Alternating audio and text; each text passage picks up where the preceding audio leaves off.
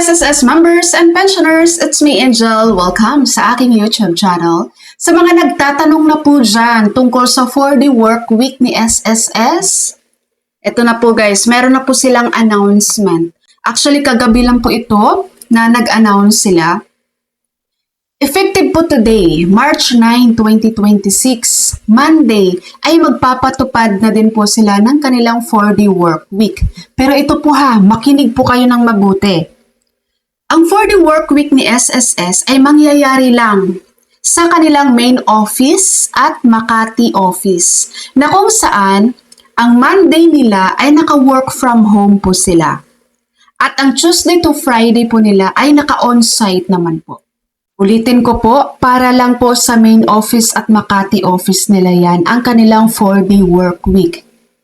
Dahil para po masigurado ng SSS ang tuloy-tuloy na serbisyo sa kanilang mga members, ang mga branches po ni SSS ay mananatili po na bukas mula Lunes hanggang Biyernes.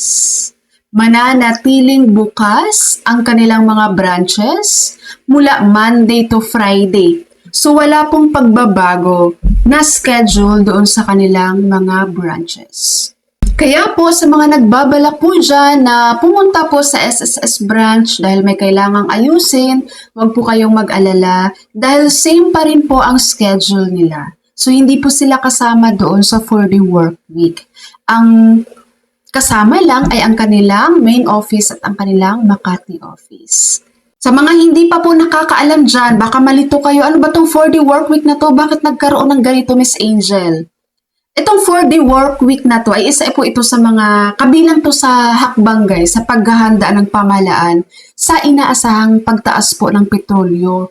Presyo ng petrolyo. Actually, nangyari na yan, di ba? Tumaas na yung mga presyo dahil po sa tension ngayon na nangyari sa Middle East.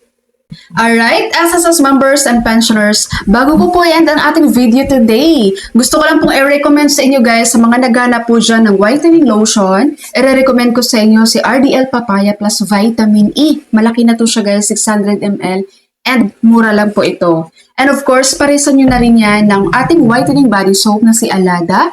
At sa ating mga sisi dyan na naghanap po ng lipstick guys, itong lipstick na to ay pwede po ito sa mga event. Ayan, maganda itong gamitin sa event, high quality siya. Ito namang isa ay kung gusto nyo lang for everyday use. Ayan, kagaya sa gamit ko ngayon guys, yung suot ko ngayong lipstick, ito po yun, everyday use siya.